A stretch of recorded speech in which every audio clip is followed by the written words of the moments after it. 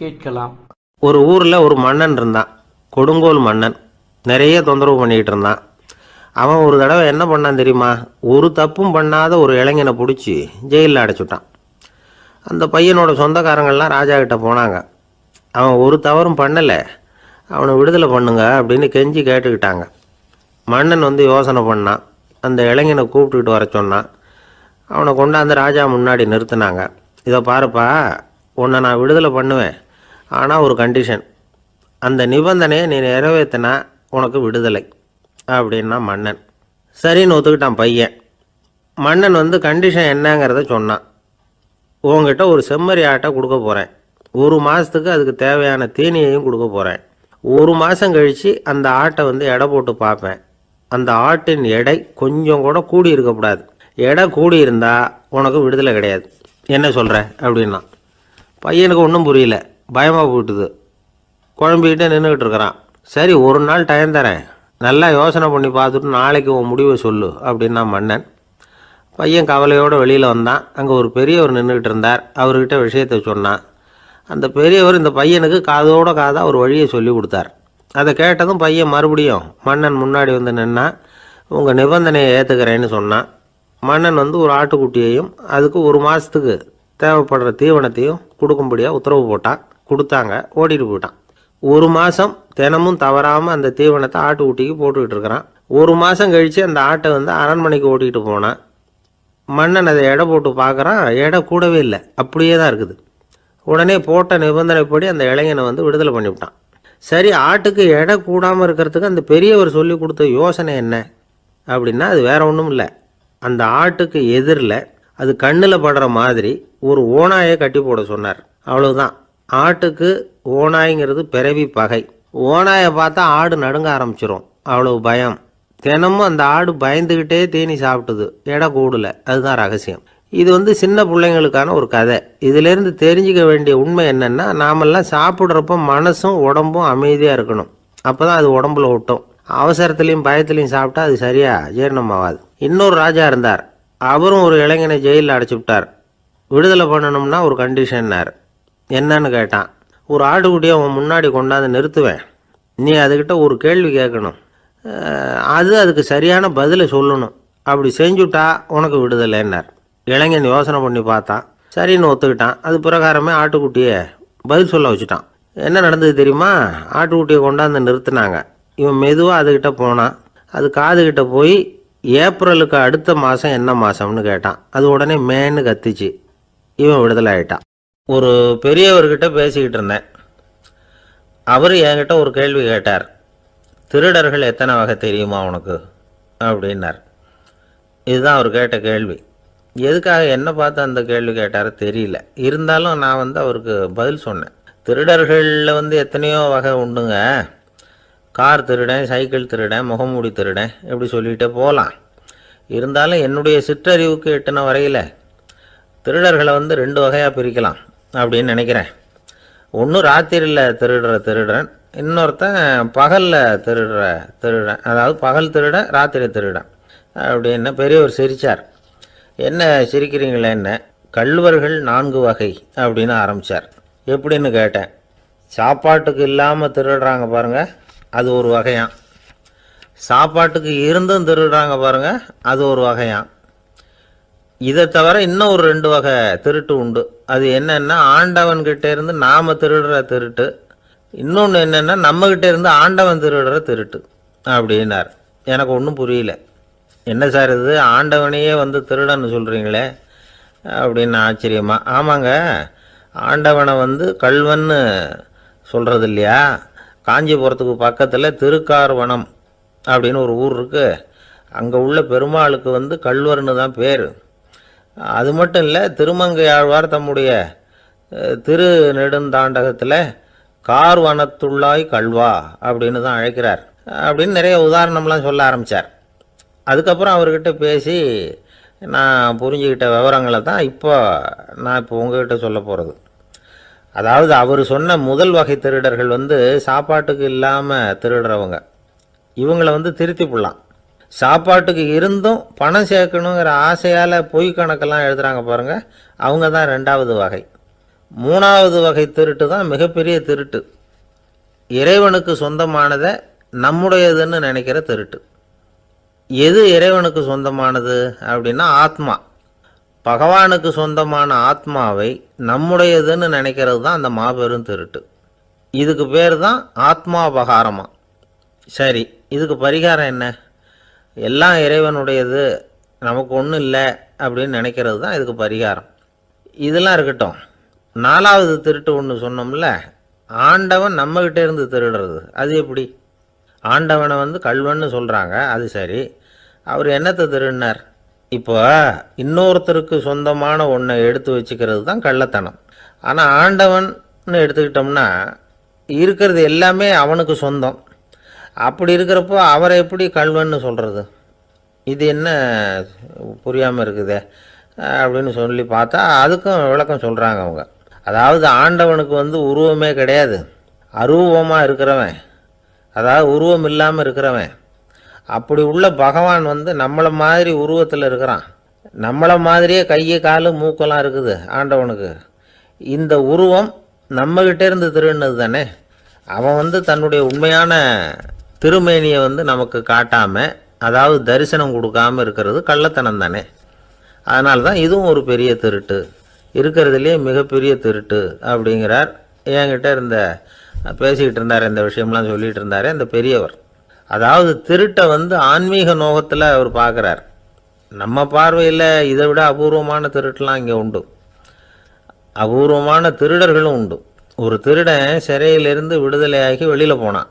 கொஞ்ச நாளில் மறுபடியும் திரும்பி ஜெயிலுக்கு வந்துட்டான். அப்போது சிறை அதிகாரி அவனுக்கு அறிவுரை சொன்னாராம். ஏன்பா இப்படி அடிக்கடி தப்பு பண்ணிவிட்டு ஜெயிலுக்கு வந்துவிடுறியே, உனக்கு சொந்த பந்தம் எதுவும் இல்லையா? உனக்கு அப்பா அண்ணன் தம்பிகள் அவங்க கூட எல்லாம் சேர்ந்து வாழணுங்கிற ஆசை இல்லையா அப்படின்னு கேட்டிருக்கார். அவங்களோட சேர்ந்து வாழணுங்கிற ஆசை எனக்கு நிறைய உண்டுங்க சார் அப்படின்னு அவன். அப்புறம் எதுக்கு இப்படி ஜெயிலுக்கு வந்துவிடுற அப்படின்னாரான் அவர். அவங்க எல்லாருமே இங்கே தானே சார் இருக்காங்க அப்படின்னு அவன். நம்மக்கிட்ட ஒருத்தன் தப்பாக நடந்துக்கிட்டானா உடனே நாம் என்ன செய்வோம்? கையை ஓங்கிட்டு அவனை அடிக்க போவோம். நாம் அவங்ககிட்ட அவனை விட ஒருபடி மேலே தப்பாக நடந்துக்குவோம். ஆனால் பெரியவங்கள்லாம் அப்படி நடந்துக்கிறது இல்லை. இன்னா செய்தாரை ஒருத்தல் அவர் நாண நன்னயம் செய்து விடல் அப்படின்னு வள்ளுவர் சொல்லியிருக்கார் இல்லையா? அதுக்கு தகுந்த மாதிரி நடந்துக்குவாங்க. பாயசித் விஸ்தாமிங்கிறவர் ஒரு பெரிய ஞானி. அவர் ஒரு நாள் ராத்திரி ரொம்ப நேரம் மசூதியில் இருந்துட்டு வீட்டுக்கு திரும்பி வந்துக்கிட்டு இருக்கிறார். வழியில் ஒரு குடிகாரன், அவன் கையில் ஒரு இசைக்கருவி, அதை கண்ணா பின்னான்னு மீட்டிக்கிட்டு வாய்க்கு வந்தபடியே என்னத்தையோ பாட்டுன்னு நினச்சிக்கிட்டு பாடிக்கிட்டு அவன் பாட்டுக்கு கிடக்கிறான் வழியில். அதோடு இருந்தாலும் பரவாயில்ல, அந்த பக்கமாக வழியில் போகிறவங்க வர்றவங்களையெல்லாம் பார்த்து கண்ணா பின்னான்னு திட்டிக்கிட்டு இருக்கிறான், ரொம்ப வளர்க்குறான். பாயசித் பிஸ்தாமிங்கிற அந்த பெரியவர் அந்த வழியாக போகிறார். அவனை பார்க்குறார். அவனுடைய நிலைமையை பார்த்துட்டு பரிதாபப்படுறார். ஏன்பா இது மாதிரியெல்லாம் நடந்துக்கிற, இப்படி நடக்கலாமா அப்படின்னு ஏதோ கொஞ்சம் புத்திமதி சொல்கிறதுக்கு ஆரம்பித்தார். அவனுக்கு கோபம் வந்துட்டுது. கையில் வச்சுருந்த வாத்திய கருவி அதால் ஓங்கி அந்த பெரியவர் தலையில் ஒரு அடி கொடுத்தான். ரத்த காயம் ஏற்பட்டு போச்சு. அவன் கையில் இருந்த இசைக்கருவியும் அடித்த வேகத்தில் ரெண்டாக உடஞ்சி போச்சு. அவ்வளோ வேகமாக அடிச்சிருக்கான். இவ்வளவு தூரத்துக்கு நடந்து போச்சுல்ல, அந்த மாபெரும் ஞானி வாயை திறந்து ஒரு வார்த்தை கூட பேசலை. பேசாமல் தலையை பிடிச்சிக்கிட்டு அவர் பாட்டுக்கு போயிட்டார். மறுநாள் அந்த பெரியவர் என்ன பண்ணார் தெரியுமா? கொஞ்சம் இனிப்பு பண்டங்கள், கொஞ்சம் பணம், இது ரெண்டையும் ஒரு ஆள் மூலமாக அனுப்பி வச்சார் அந்த குடிகாரனுக்கு. அவனுக்கு ஒன்றும் புரியல. என்ன விவரம்னு விசாரித்தான். வந்த ஆள் ஒரு கடுதாசியை நீட்டினான். அதில் விவரம் இருந்தது. ஞானி எழுதியிருக்கிறார், இதை பார்ப்பா, உங்களுடைய இசைக்கருவி உடையறதுக்கு என்னுடைய தலை காரணமாக ஆயிட்டுது. அதுக்காக நான் ரொம்ப வருத்தப்படுறேன். அதுக்காக தான் பணம் அனுப்பி வச்சுருக்கேன். வேறு புதுசாக ஒரு இசைக்கருவி வாங்கிக்கோ. அப்புறம் இன்னொரு விஷயம், நேற்றுக்கு ராத்திரி என்கிட்ட ஏகப்பட்ட கசப்பான வார்த்தைகளை பேசினேன். இதோடு அனுப்பியிருக்கிற இனிப்பு பண்டங்களை சாப்பிட்டு உன்னுடைய நாவில் உள்ள கசப்பை மாற்றிக்கோ அப்படின்னு அதில் எழுதப்பட்டிருந்தது. இந்த சமயத்தில் அவன் குடி மயக்கத்தில் இல்லை, தெளிஞ்சு போயிருந்த நேரம் அது. அதனால் அதை படித்த உடனே அவனுக்கு ரொம்ப வெக்கமாக போச்சு. தலை குனிஞ்சான், யோசனை பண்ணான். கொஞ்ச நேரத்தில் தன்னுடைய நண்பர்கள் சில பேரையும் கூப்பிட்டுக்கிட்டு நேராக அந்த ஞானி இருக்கிற இடத்துக்கு ஓடினான். அவர் காலில் விழுந்தான். அவர்கிட்ட மன்னிப்பு கேட்டுக்கிட்டான். பெரியவங்களே தெரியாமல் நான் இந்த பாவச் செயலை பண்ணிவிட்டேன், என்னை மன்னிச்சுங்க, உங்களுடைய பொறுமையும் போதனையும் என்னுடைய கண்ணை திறந்துட்டுது, இனிமேல் நானும் என்னுடைய நண்பர்களும் நல்ல வழியில் திருந்தி வாழ போகிறோம் அப்படின்னா. ஞானி செய்த நன்னயம் குடிகாரனை எப்படி திருத்திருக்கு பார்த்தீங்களா? இந்த கதையை கேட்டுவிட்டு ஒருத்தர் சொன்னார், என் வாழ்க்கையில் கூட அப்படி ஒரு சம்பவம் நடந்தது சார். நானும் ஒரு நாள் ராத்திரி ஓவராக குடிச்சிட்டு ஒரு கிட்டாரை வாசிச்சுக்கிட்டு கண்ணாபின்னான்னு உளறிக்கிட்டு திட்டிக்கிட்டு இருந்தேன். அந்த சமயம் அந்த வழியாக ஒருத்தர் வந்தார். ஓங்கி தலையில் ஒரே ஒரு அடி, ரத்தம் வந்துட்டுது. அதுக்கப்புறம் என் மனசு தெரிந்துட்டுது சார் அப்படின்னார். அப்படியா என்ன ஆச்சரியமா? ஆமாம் சார், அடி விழுந்தது அவர் தலையில் இல்லை, என் தலையில். வந்தவர் என்ன அப்படி அடிச்சுட்டார். மயக்கம் தெளிஞ்சதுக்கு அப்புறம்தான் எனக்கு விவரம் புரிஞ்சுது. அவர் ஒரு போலீஸ்காரர் அப்படின்னார் ரொம்ப சோகமாக. ஒரு நாள் ராமர் அரசவையில் உட்காந்துருக்கிறார். ராமராஜ்யம் நடந்துக்கிட்டு இருந்த நேரம். அந்த சமயத்தில் ஒரு நாய் வந்து அரச சபைக்கு வந்துதான். அது தலையில் அடிபட்டு ரத்தம். அந்த கோலத்தில் அது அங்கே வந்தது. எல்லாரும் ஆச்சரியமாக அதை பார்த்தாங்க. ராமரும் அந்த நாயை பார்த்தார். நீங்கள் வந்த காரியம் என்ன, என்ன நடந்தது, எதுவாக இருந்தாலும் பயப்படாமல் சொல்லு அப்படின்னார். உடனே அந்த நாய் மெதுவாக சொல்ல ஆரம்பிச்சுதான். ஐயா, நான் தெருவில் போய்கிட்டு இருந்தேன். வழியில் ஒருத்தர் வந்தார். அவர் வேத சாஸ்திரம்லாம் படித்த பெரியவர். அவர் எந்த காரணமும் இல்லாமல் அவர் கையில் வச்சுருந்த குச்சியால் என் தலையில் அடிச்சுட்டார். அதுதான் தலையில் ரத்தம். இதை நீங்கள் விசாரித்து தகுந்த தீர்ப்பு வழங்கணும் அப்படின்னு தான் அந்த நாய். ராமர் பார்த்தார். உடனே தன்னுடைய காவலர்களை அனுப்புனார். அந்த ஆளை எங்கே இருந்தாலும் போய் கொண்டுகிட்டு வாங்க அப்படின்னு விட்டார். காவலர்கள் போனாங்க. அந்த ஆளை பிடிச்சி கொண்டு வந்துட்டாங்க. அரண்மனைக்கு வா அப்படின்னு சொல்லி கூப்பிட்டுட்டு வந்துட்டாங்க. என்ன நடந்ததுன்னு விசாரித்தார் ராமர். அதுக்கு அந்த ஆள் சொன்னார், நான் வந்து வீதி வழியாக வந்துக்கிட்டு இருந்தேன். குறுக்க இந்த நாய் வந்தது. நான் அவசரமாக போய்கிட்டு இருந்தேன். இது எனக்கு வழி விடாமல் குறுக்க பூந்து இடைஞ்சல் பண்ணிச்சு. எனக்கு கோபம் வந்துட்டுது. அதனால் அடிச்சுட்டேன். வேத சாஸ்திரம் படித்த நான் என் வசம் இழந்து கோபப்பட்டது பெரிய தப்பு தான். அதை நான் ஒத்துக்கிறேன். குற்றத்தை ஒப்புக்கொள்கிறேன். எனக்கு என்ன தண்டனை கொடுக்கணுமோ அதை கொடுங்க, ஏற்றுக்கிறேன் அப்படின்னு விட்டார். சரி, இப்போ அந்த ஆளுக்கு தண்டனை கொடுக்கணும். என்ன தண்டனை கொடுக்கறது யோசனை பண்ணார் ராமர். அதையும் அந்த நாய்கிட்டே கேட்டார். நீயே சொல்லு, என்ன தண்டனை கொடுக்கலாம் இவருக்கு அப்படின்னார். இதுக்கு அந்த நாய் என்ன சொல்லிச்சு தெரியுமா? இவரை ஏதாவது ஒரு கோயிலுக்கு தர்மகர்த்தாவாக நியமனம் பண்ணிவிடுங்க, அதுதான் இவருக்கு சரியான தண்டனை அப்படின்னுது. இதை கேட்டதும் ராமர் முகத்தில் புன்னகை. ஆனால் அங்கே இருந்த மற்றவங்களுக்கெல்லாம் ஆச்சரியம். அது எப்படி தப்பு செஞ்சவங்களுக்கு தண்டனை கொடுக்கறது தானே நியாயம், அதை விட்டுட்டு தர்மகர்த்தா பதவியை கொடுக்க சொல்லுதே இந்த நாய் அப்படிங்கிற ஆச்சரியம். இந்த சந்தேகத்தை அந்த நாய்கிட்டேயே கேட்டாங்க அங்கே இருந்தவங்க. இதுக்கு அந்த நாய் பதில் சொல்லிச்சான். நான் வந்து போன பிறவியில் ஒரு கோயிலுக்கு தர்மகர்த்தாவாக இருந்தேன். எவ்வளவோ கவனமாக எச்சரிக்கையாக தான் என்னுடைய கடமைகளையெல்லாம் செஞ்சுக்கிட்டு வந்தேன். அப்படி இருந்தாலும் சில சமயங்களில் என்னையும் மீறி கோயில் செல்வத்தை நான் அனுபவிக்கிறதுக்கு காரணமாயிட்டேன். ஒரு கோவிலுக்கு தர்மகர்த்தாவாக இருக்கிறவங்க எப்படியும் இந்த பாவத்திலேருந்து தப்பிக்கிறது கஷ்டம். அதனால தான் நான் இந்த பிறவியில் நாயாக பிறந்து இப்படி கஷ்டப்படுறேன். இதே நிலைமை இந்த ஆளுக்கும் ஏற்படணும் அப்படிங்கிறதுக்காக தான் அவரையும் ஒரு கோயிலுக்கு தர்மகர்த்தாவை நியமிக்கும்படி கேட்டுக்கிட்டேன் அப்படின்னு தான் இந்த நாய். இதிலேருந்து என்ன தெரியுது? எந்த பதவியில் நாம் இருந்தாலும் நமக்கு தெரியாமல் கூட அதை தவறாக உபயோகப்படுத்தக்கூடாதுங்கிறத இதிலேருந்து புரிஞ்சுக்கணும். இல்லைன்னா அடுத்த பிறவியில் நாயாக பிறந்து எங்கேயாவது போய் வாழை ஆட்டிகிட்டு நிற்க வேண்டியது தான். கோவில் வாசலில் 2 நாய் பேசிக்கிட்டு இருந்து தான், போன ஜென்மத்தில் நான் மனுஷனாக தான் இருந்தேன். ஒரு கோவில் பூசாரி பேச்சை கேட்டுவிட்டு அவரோட கூட்டு சேர்ந்துக்கிட்டு ஆண்டவன் போட்டிருந்த நகையெல்லாம் அபகரித்து என்கிட்ட கொடுத்தாரு அவர். நான் எடுத்துகிட்டு வந்துட்டேன். திருடினது அந்த ஆள் தான், எடுத்துகிட்டு வந்தது தான் நான். இருந்தாலும் நான் மட்டும் நாயாக பிறந்துட்டேன். இப்போ மட்டும் அந்த பூசாரி என்கிட்ட மாட்டினா கடித்து குதறி போடுவேன் அப்படின்னு தான். அவசரப்பட்டு அப்படி செஞ்சுடாதே. பதிலுக்கு அவரும் உன்னை திருப்பி கடித்தாலும் கடிச்சிருவார். ஏன்னா அவரும் இப்போ ஒரு நாயாக தான் பிறந்திருக்கிறார் அப்படின்னு தான் இன்னொன்று. அது எப்படி உனக்கு தெரியும்னு தான் இது. நான் தானே அது அப்படின்னு தான் அந்த நாய். அப்படி ஒரே ஒரு ஊரில் ஒரு அம்மா இருந்தாங்க.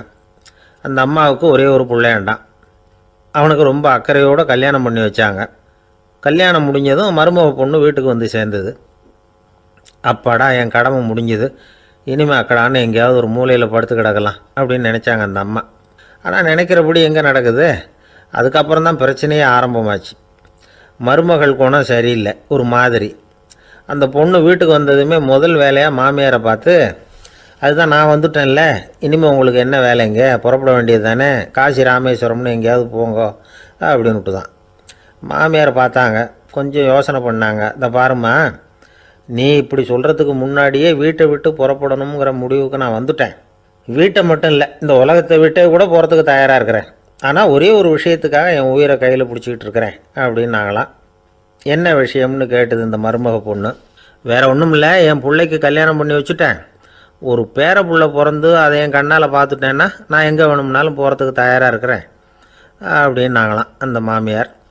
மாமியார் இப்படி சொல்கிறதுலேயும் நியாயம் இருக்கிறதாக பட்டுது அந்த பொண்ணுக்கு. சரி, அப்படியே இருந்து பார்த்துட்டு போகலாம் அப்படின்னு அனுமதி கொடுத்துது.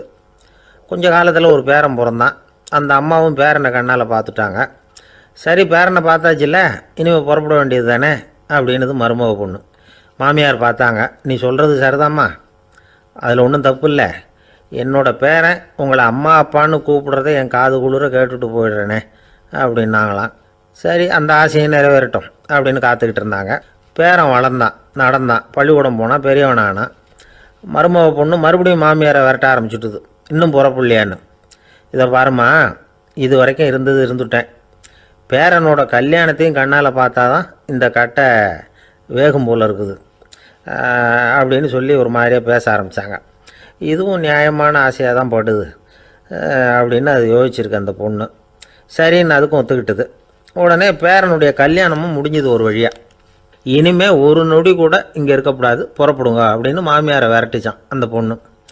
இப்போ அந்த மாமியார் தன்னோட மருமகளை பார்த்து சொல்கிறாங்க, இதோ கிளம்பிட்டேம்மா, என் மூட்டை முடிச்செல்லாம் கட்டிக்கிட்டேன், புறப்பட்டுவிட்டேன். அப்படியே நீயும் உன் துணிமணிகளை மூட்டை கட்டிக்கிட்டு கிளம்பிடும், என்னோட சேர்ந்து 2 பேருமா சேர்ந்து போயிடலாம் அப்படின்னாங்களாம்.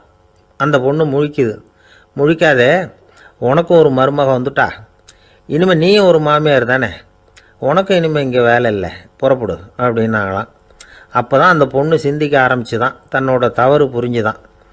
இந்த தகவலை கேட்டுக்கிட்டு இருக்கிற மருமகள்லாம் இதை பற்றி கொஞ்சம் யோசித்து பார்க்கணுங்கிறதுக்காகத்தான் இதை சொல்கிறோம் மாமியார்கள் சார்பாக. கொஞ்ச நாளைக்கு முன்னாடி ஒரு பொண்ணை பார்த்து பேசுகிற சந்தர்ப்பம் கிடைச்சிது ஒரு கல்யாண வீட்டில். அந்த பொண்ணு சொல்லிச்சு, சார் எனக்கு கல்யாணம் ஆகி 15 வருஷம் ஆகுது, நான் மாமியார்கிட்ட சண்டை போட்டதே இல்லை அப்படின்னு ரொம்ப அடக்கமாக சொல்லிச்சு. அது எப்படிம்மா சாத்தியமாச்சுன்னு கேட்டோம். எனக்கு கல்யாணம் ஆகி 15 வருஷம்தான் ஆச்சு, ஆனால் என் மாமியார் செத்து போய் 20 வருஷத்துக்கு மேலே ஆகிட்டுது அப்படின்னு. அப்பாவுக்கு 2 பிள்ளைங்க. மூத்தவன் ரொம்ப அடக்கம், அப்பா எது சொன்னாலும் கேட்பான், பெரியவங்களுக்கு கீழ்ப்படிஞ்சு நடப்பான். இளையவன் அப்படி இல்லை, தான் நினச்சதை தான் சொல்லுவான், செய்வான். அடுத்தவங்க சொல்கிறத கேட்க மாட்டான், அடங்கி நடக்க மாட்டான். இந்த 2 பேரில் யாரை உங்களுக்கு பிடிக்கும்? பெரியவனை தான் பிடிக்கும், ஏன்னா அவன் தான் சொல்கிற பேச்சை கேட்குறவன் அப்படின்னு சொல்லுவீங்க. ஆனால் ஒரு ஞானி என்ன சொல்கிறார் தெரியுமா? ஒரு குழந்தை அதன் அறிவுக்காக மதிக்கப்பட வேண்டுமே தவிர அதனுடைய கீழ்ப்படியும் தன்மைக்காக அல்ல அப்படிங்கிறார். நம்ம குழந்தைகளை சுயமாக சிந்திக்கிறதுக்கு நாம் விடுறதில்லை, மற்றவங்கள பார்த்து காப்பி அடிக்கிறதுக்கு தான் நாம் அவங்களுக்கு கற்றுக் கொடுக்குறோம். புகழ்பெற்ற மனிதர்கள் சிலருடைய பேரை சொல்லி நீயும் அவர் மாதிரி ஆகணும், இவர் மாதிரி ஆகணும் அப்படின்னு சொல்லிகிட்டே இருக்கிறோம். குழந்தைகள் தங்களுடைய தனித்தன்மையை வளர்த்துக்கிறதுக்கு நாம் தடையாக இருக்கிறோம். ஒரு குழந்தைகிட்ட அனாவசியமாக நம்பிக்கையை வளர்த்துடக்கூடாது, எந்த கோட்பாட்டையும் திணிக்கக்கூடாது. நாம் ஏற்கனவே அர்த்தமில்லாத கருத்துக்களையும் கொள்கைகளையும் மனசில் போட்டு நிரப்பி வச்சுருக்கிறோம். இந்த உலகத்துக்கு புதுசாக சேர்ந்துருக்கிற ஒரு குழந்தையின் தூய்மையான மனசில் நம்ம கருத்துக்களை அறிமுகம் செய்ய அல்லது திணிக்கிறதுக்கு நமக்கு எந்த அதிகாரமும் கிடையாது. ஒரு குழந்தைய நீ இந்த மதத்தை சேர்ந்தவன் அப்படின்னு பிறந்ததுமே ஒரு முத்திரை குத்தி விடுறோம். இது அதோட சுதந்திரத்தை ஆரம்பத்திலேயே கிள்ளி எறிகிறது மாதிரி தான். நீங்கள் ஒரு மதத்தின் வழிமுறைகளை கடைப்பிடிச்சிக்கிட்டு வர்றீங்க, அந்த வழியில் போய்கிட்டு இருக்கிறீங்க, சரி, அதனால் போகிறீங்க. அதுக்காக உங்கள் குழந்தையையும் அதே வழியில் தான் வரணும் அப்படின்னு கட்டாயப்படுத்துறதுக்கு உங்களுக்கு என்ன உரிமை இருக்குது? அந்த குழந்தை சுயமாக சிந்தித்து ஒரு முடிவுக்கு வரட்டுமே, அதுக்கு நீங்கள் ஏன் தடையாக இருக்கிறீங்க? நமக்கு உண்மையிலேயே நம்ம குழந்தை மேலே அன்பு இருந்தால் இது மாதிரி திணிப்பு வேலைகளை செய்யக்கூடாது. திணிப்பு வேலைகளிலிருந்து குழந்தைகளை காப்பாற்றினா போதும், அதுதான் ரொம்ப முக்கியம். அடுத்த தலைமுறை அற்புதமான தலைமுறையாக உருவாகும். நாம் தான் சாதி மத சங்கடங்களில் மாட்டிக்கிட்டு தவிக்கிறோம். அவங்களாவது சாதி மத வேறுபாடு இல்லாத சமுதாயத்தை பார்க்கட்டுமே, அந்த சௌகரியங்களை அனுபவிக்கட்டுமே. அதுக்கு நாம் என்ன செய்யணும்னா ஒன்றும் செய்யாமல் இருந்தால் போதும். ஒரு குழந்தைகிட்ட நம்ம கருத்தை திணிக்கும் பொழுது என்ன ஆகுது தெரியுமா? அது அவனை அவங்ககிட்ட இருந்தே அப்புறப்படுத்தி விடுது. அவனுடைய தனித்தன்மையை அழிச்சுடுது. அவனை ஒரு எல்லைக்குள்ளே திணிச்சுடுது. இதெல்லாம் அன்புங்கிற பேரால் பெற்றோர்கள் செய்கிற தப்பு. இதெல்லாம் கேட்டுக்கிட்டு இந்த காலத்தில் அப்பா ஒருத்தர் சொன்னார், நான் கருத்துக்களை எல்லாம் என் பையன்கிட்ட திணிக்கிறது இல்லைங்க, ஆனால் அதிகமாக சாப்பிட சொல்லி கட்டாயப்படுத்துவேன் அப்படின்னார். உங்கள் வீட்டு சமையல் அவ்வளோ நல்லா இருக்குமான்னு கேட்டாங்க. நல்லா இருந்தால் நான் ஏன் அவனை சாப்பிட சொல்லி கட்டாயப்படுத்த போகிறேன் அப்படின்னார். காஞ்சிபுரத்தில் பல்லவ ராஜா ஒரு கோவில் கட்டினார், கைலாசநாதர் கோவில். அதுக்கு கும்பாபிஷேகம் பண்ணுறதுக்கு ஒரு நாள் குறிப்பிட்டு அதுக்கு வேண்டிய ஏற்பாடுகள்லாம் பண்ணினார். முதல் காரியமாக கடவுளை வேண்டிக்கிட்டார், நீங்கள் இந்த கும்பாபிஷேகத்துக்கு நேரில் வந்து கலந்துக்கணும்னார். கடவுள் அந்த ராஜா கனவுல வந்தார். நீ கும்பாபிஷேகம் வச்சிருக்கிற அதே நாளில் அதே நேரத்தில் எனக்கு இன்னொரு ஊரில் ஒரு கும்பாபிஷேகம் இருக்குது, அதுக்கு போக வேண்டியிருக்கு. அதாவது திருநின்ற ஊரில் என்னுடைய பக்தர் ஒருத்தர், அவரும் ஒரு கோயில் கட்டி கும்பாபிஷேகம் செய்கிறார், நான் அதுக்கு போக வேண்டியிருக்கு, அதனால் உன்னுடைய தேதியை நீ மாற்றி வச்சுக்கோ அப்படின்னார். கடவுள் தான் எங்கேயும் இருக்கிறவராச்சே, அவர் நினச்சா 2 இடத்துலையும் இருந்து கோயில் கும்பாபிஷேகத்தை நடத்த முடியாதா? ஏன் அப்படி செய்யலை? அது ஒரு முக்கியமான காரணத்துக்காகத்தான்.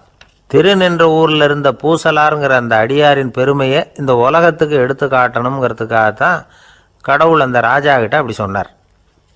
சரி, அந்த அடியார் அப்படி என்னதான் பெருசாக கோயில் கட்டிவிட்டார்? ராஜா கட்டின கோயிலை விட பெருசா? அவர் கட்டினது கருங்கல்லாலேயோ மண்ணாலேயோ மரத்தாலேயோ இல்லை. அவர் கட்டின கோயில் வேறு மாதிரி. அது மனசால் கட்டின கோயில், மனசுக்குள்ளே இருக்கிற கோவில், மனக்கோவில். அந்த அடியார் தன்னோட மனசுக்குள்ளே மாதக்கணக்காக ஒவ்வொரு கல்லாக சேர்த்து கட்டின கோவில். இந்த விஷயம் ராஜாவுக்கு தெரியாது. அவர் என்ன நினச்சிட்டாரு, அது நாம் கட்டின கற்கோயிலை விட ரொம்ப பெருசாக இருக்கும் போல இருக்கு அப்படின்னு நினச்சிட்டார். சரி, அப்பேற்பட்ட அந்த கோயிலை தரிசனம் பண்ணிவிட்டு வருவோம் அப்படின்னு நினச்சி ராஜா திருநின்ற ஊருக்கு போகிறார். அங்கே போய் பார்த்தா கோயிலையும் காணும், ஒன்றையும் காணும். கடைசியில் பூசலார் கட்டின மனக்கோவில் தான் அதுங்கிறத அவர் புரிஞ்சுக்கிறார். உடனே அந்த அடியாரின் காலில் விழுந்து வணங்குறார். அவரோ, இது மனசால முயன்ற கோவில், இதுக்கு இத்தனை பெருமையா அப்படின்னு ஆச்சரியப்படுறார்.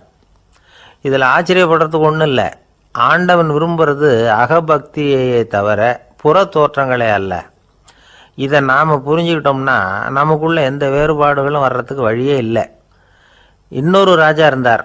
அவர் ஆண்டவனுக்கு படைக்கிறதுக்காக ஒரு தார் நல்ல செவ்வாழை பழமாக எடுத்துக்கிட்டு போகணும்னு நினச்சார். அதனால் நாளே அதை வாங்கிட்டு வர சொன்னார் வேலைக்காரங்கிட்ட. வேலைக்காரன் போனால் கடைத்தெருவில் ஒரு தார் பழம் வாங்கினான். வர்ற வழியில் அவன் குடிசை. அப்படியே எட்டி பார்த்துட்டு போவோமேன்னு நினச்சான். போனான். அங்கே இவனோட குழந்தை பாவம் பசியால் கத்திக்கிட்டு இருக்கு. இவன் பார்த்தான், இவ்வளோ பெரிய தாரில் ஒரு 2 பழம் எடுத்தா தெரியவா போகுது அப்படின்னு நினச்சி ஒரு 2 பழத்தை பிச்சு அந்த குழந்தைகிட்ட கொடுத்தான். அது அதை வாங்கி வயிறார சாப்பிட்டுது. பசி அடங்குச்சு, விளையாட போயிட்டுது. இவன் அதுக்கப்புறம் வாழைப்பழத்தை எடுத்துக்கிட்டு அரண்மனைக்கு வந்தான். 2 பழம் பிச்சிருக்கிறது ராஜாவுக்கு தெரிஞ்சு போச்சு. இவன் உண்மையை சொல்லிவிட்டான். உடனே ராஜா, கடவுளுக்கு படைக்க வேண்டிய பொருளை குழந்தை எச்சில் பண்ண விட்டுருக்கியே அப்படின்னு சொல்லி அவனை கட்டி வச்சு சாட்டையால் அடித்தார் பாவம். மறுநாள் பழத்தை கோயிலுக்கு எடுத்துகிட்டு போனார். கடவுள் முன்னாடி வச்சார். கடவுள் கண்ணை திறந்து பார்த்தார், பழம்லாம் அழுகி இருக்குது. என்ன இது அழுகி போன பழம் அப்படின்னார். ராஜா முழிச்சார். நல்லா தானே இருந்தது அப்படின்னு நினச்சார். அப்போ கடவுள் அந்த ராஜா கிட்ட சொன்னாராம், இதை பார்ப்பா, இந்த தாரில் 2 பழம்தான் நல்ல பழம், அந்த 2 பழங்களையும் நேற்றுக்கே நான் சாப்பிட்டுட்டேன் அப்படின்னாராம். அப்போ தான் ராஜாவுக்கு புரிஞ்சுது, ஏழை குழந்தையின் பசியை தீர்க்கறதுக்காக உதவுன அந்த 2 பழம்தான் இறைவன் சாப்பிட்ட பழம்னு. இறைவன் இருக்கிற இடம் எது? இதுதான். கணவன் மனைவி அன்பாக இருக்கணும், ஒருத்தர் நல்லா புரிஞ்சுக்கணும், விட்டு கொடுக்குற மனப்பான்மை வேணும். அதுதான் ஒரு நல்ல குடும்பம். இன்றைக்கி பல குடும்பங்களில் அர்த்தமில்லாத சண்டைகள் தான் அதிகம். கிராமப்புறங்களில் வேடிக்கையாக ஒரு கதை சொல்லுவாங்க.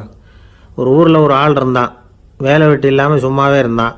அவனுக்கு கல்யாணம் பண்ணி வச்சாங்களாம். மனைவி சேர்ந்தா. சும்மாவே உட்காந்துருக்கிறியே, ஏதாவது சம்பாதிக்கிற வழியை பாரு அப்படின்ட்டுருக்கா. அதுக்கு தான் யோசனை பண்ணிகிட்ருக்கிறேன், ஒரு அருமையான ஐடியா அப்படின்னு நானா. என்ன அது சொல்லு அப்படின்ட்டுருக்கா. அவன் ஒரு ஆட்டுக்குட்டி வாங்க போகிறேன்ருக்கான்.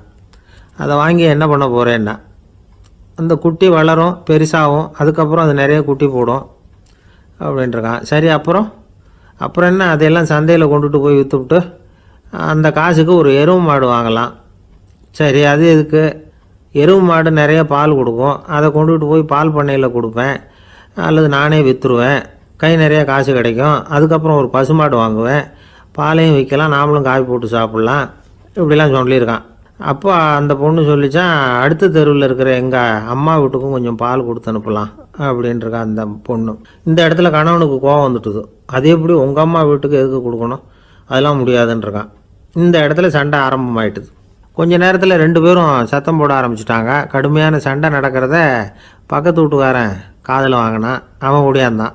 அவனுக்கு தெரியும், வாங்காத மாட்டுக்காக இப்படி சண்டை போட்டுக்கிட்டு இருக்கிறாங்கங்கிறது அவனுக்கு புரியும். அவன் ஓடி வந்து சொன்னான், ஏண்டா உன்னோட பசுமாட்டை ஒழுங்காக கட்டி போடக்கூடாதான்ருக்கான். என்னடா சொல்கிறேன்னா இவன், உன் மாடு என் தோட்டத்தில் வந்து மேய்ஞ்சுட்டுது, பயிரெலாம் நாசமாயிட்டுது, 10,000 ரூபா அளவுக்கு சேதம், அதை வாங்கிட்டு போகிறதுக்கு தான் வந்தேன், குடுறா 10,000 நானும். இவன் அரண்டு போயிட்டான். அப்புறம் சொன்னான், டேய் நான் இன்னும் மாடே வாங்கலையே, அதுக்குள்ளே அது வந்து எப்படிடா உன் தோட்டத்தில் மேயும், என்னடா உளர்றேன்ருக்கான். நீ தாண்டா இப்போ உளறிக்கிட்டு இருக்க, மாடே வாங்கலை, அதுக்குள்ளே எப்படிடா வந்து உன்னுடைய மனைவி அவங்க அம்மா வீட்டுக்கு பால் கொடுத்து அனுப்ப முடியும் அப்படின்னு அவன் கேட்டானா. நம்மளுக்கு இப்போ தான் புத்தி வந்துதான், அர்த்தமே இல்லாத சண்டை போட்டுக்கிட்டு இருக்கிறோம் அப்படிங்கிறத அவன் புரிஞ்சுக்கிட்டானான். இது நம்ம முன்னோர்கள் சொல்லியிருக்கிற ஒரு கதை. சண்டையில் தான் அர்த்தம் இல்லையே தவிர கதையில் அர்த்தம் உண்டு.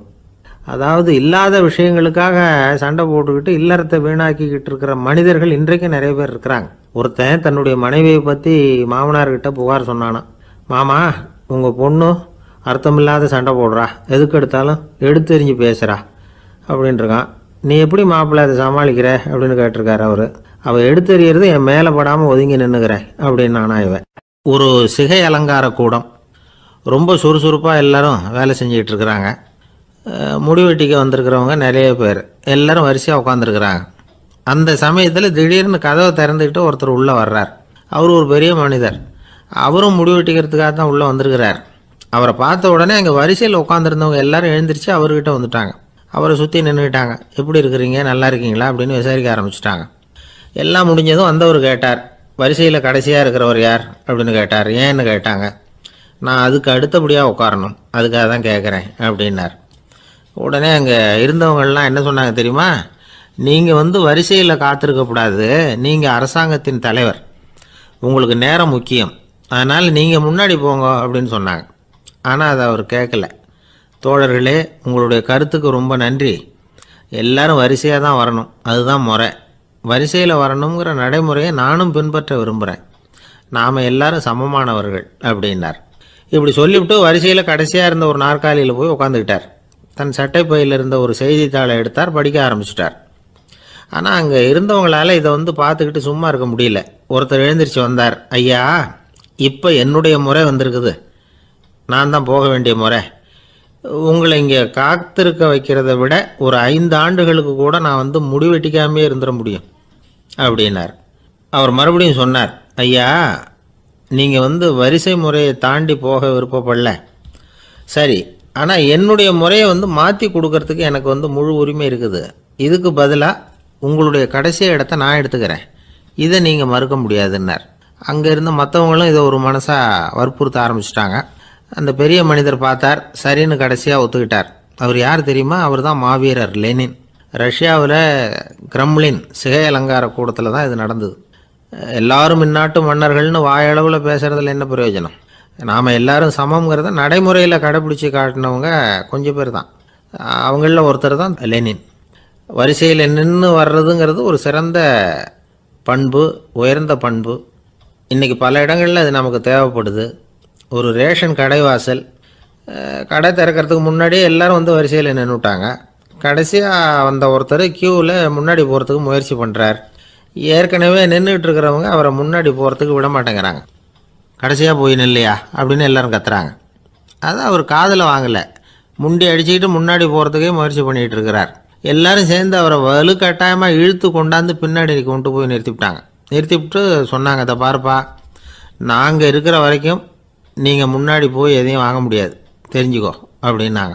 இப்போ அந்த ஆள் சொன்னாராம், நான் இங்கே பின்னாடி நிற்கிற வரைக்கும் நீங்களும் எதுவும் வாங்க முடியாது அப்படின்னாராம். ஏன்னு கேட்டிருக்கிறாங்க. நான் தான் அந்த கடையை திறக்க வேண்டிய ஆள். லோகமானிய பாலகங்காதர திலகர் இருந்தார்ல, அவருக்கு 15 வயசுலேயே கல்யாணம் நடந்துதான். மனைவி பேர் தபிபாய். ரொம்ப பெரிய குடும்பத்து பொண்ணு, நல்ல குணம். அவங்க குடும்பம் நடத்திக்கிட்டு இருக்கிறாங்க. அந்த காலத்தில் திருடர்கள் பயம் அதிகம். இந்த காலத்தில் மட்டும் என்னன்னு கேட்குறீங்களா? நீங்கள் கேட்குறது நியாயம்தான். இருந்தாலும் இந்த காலத்து திருடனுக்கும் அந்த காலத்து திருடனுக்கும் ஒரு முக்கியமான வித்தியாசம் உண்டு. அதாவது அந்த காலத்து திருடன்லாம் நியாயம் அநியாயம் பார்க்குறது உண்டு, இந்த காலத்தில் அப்படி பார்க்குறது இல்லை. அந்த காலத்தில் திருட வர்றவங்கள்ட்ட கூட ஒரு தார்மீக உணர்வு உண்டாம். அதாவது அப்போ உள்ள கொள்ளைக்காரங்க எதை களவாடினாலும் சரி, அரிசியை மட்டும் களவாடுறது இல்லையா, அப்படி ஒரு கொள்கை. அதனால் பாருங்கள், அந்த காலத்து பெண்கள் நகை நட்டுகளை பத்திரமா வைக்கணும்னா பெட்டியில் வைக்கிறது இல்லை, அரிசி பானையில் போட்டு வச்சு விடுறது. இப்போல்லாம் பேங்க்கில் சேஃப்டி லாக்கர்னு இருக்குல்ல, அது மாதிரி அந்த காலத்தில் சேஃப்டி லாக்கருங்கிறது அரிசி பானை. இந்த வளையல், மூக்குத்தி, தோடு இப்படி எதுவாக இருந்தாலும் அதில் போட்டு பத்திரமா வச்சுருவாங்க. திருடன் அரிசி பானை பக்கம் போகிறதில்ல. ஏன்னா சாப்பிட்ற விஷயத்தில் கை வைக்கக்கூடாது, அது பாவம் அப்படின்னு அவன் நினைக்கிறான். திலகரோட மனைவி தபிபாயும் அதே மாதிரி தன்னுடைய ஆபரணங்களை ஒரு அரிசி பானைக்குள்ளே போட்டு மூடி வச்சுருந்தாங்களாம். இப்படி இருந்தப்போ ஒரு நாள் ஒரு பிச்சைக்கார பொண்ணு வீடு வீடாக பிச்சை கேட்டுக்கிட்டே வந்திருக்குது. திலகர் வீட்டுக்கும் தர்மம் போடுங்க தாயே அப்படின்னு தான் அந்த பொண்ணு. அந்த அம்மா தபிபாய் காதில் இது விழுந்திருக்கு. உடனே கை நிறைய அரிசி அள்ளிக்கிட்டு போட்டிருக்கு. பாத்திரத்தில் அரிசியை போட்டதுக்கு அப்புறம் தான் தெரியுது, பளிச்சுன்னு கண்ணில் படுது. அதாவது அந்த அம்மாவோட வைர மூக்குத்தி ஒன்று அரிசியோடு சேர்ந்து அந்த பிச்சைக்கார பொண்ணு பாத்திரத்தில் போய் விழுந்துட்டுது.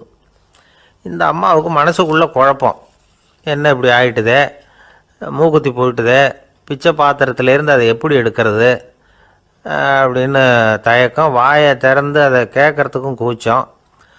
திண்ணையில் உட்காந்துருந்த திலகர் இவ்வளவையும் பார்த்துக்கிட்டு இருக்கிறார். மனைவியின் மனசுக்குள்ளே நடக்கிற மௌன போராட்டத்தை அவர் நல்லா புரிஞ்சுக்கிட்டாராம். மனைவியை